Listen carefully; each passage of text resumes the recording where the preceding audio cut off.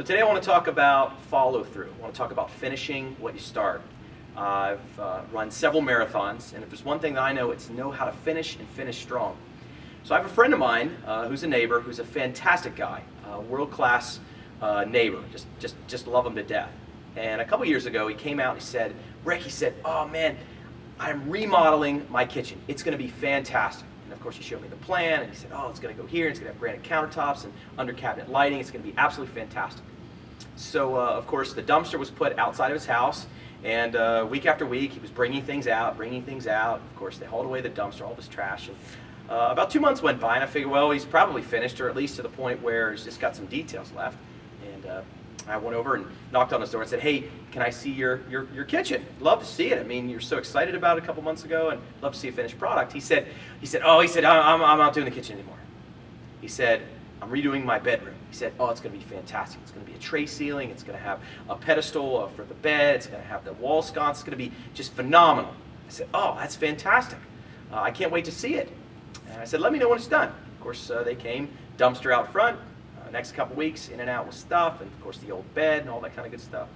Of course, this was right around winter time. You know, spring hit. Saw him outside. I said, "Hey," I said, "I'd love to get a chance to come over and see your bedroom." He said, I'm not doing the bedroom anymore."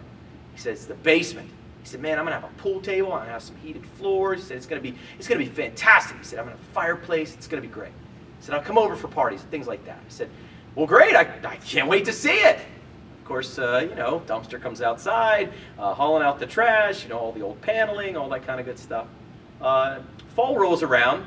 Of course, we're having a cookout outside with my family. I saw my neighbor. I said, "Hey, how's it going?" He said, "Great." He said, "I'm getting ready to do the landscaping." And I said, "Okay, hold on a second." I said, how's progress coming with the kitchen?" He said, "Well, it's on hold." I said, "What about the bedroom?" I said, "Did you get your sconces in, and did you make sure you get the tray ceiling in?" He said, No. I went to the basement, remember?" I said, well, how's the basement? I mean, are you shooting pool? I mean, I want to come over and check this pool table out." He said, No. I said, "It's just a landscape. Here's the thing. It is so easy to start a project. It's so easy to say you're going to learn a new language, or that you're going to go on a trip, or that you know, you're starting to write a book. But the hard part is actually knowing how to finish something. Winners finish. They might not always win, but they know how to finish. So here's the tip. When you say you're going to start something, have a plan towards the end. Okay? Sort of have the end game in sight when you start. That way you can finish strong and you can feel good about it. You can give yourself confidence, building the opportunity to continue to push yourself for new things, new achievements, new heights. So if you do that, you're going to become a fire starter. And what the world needs is more fire starters and less energy suckers. Do this and your life will certainly be more fulfilled.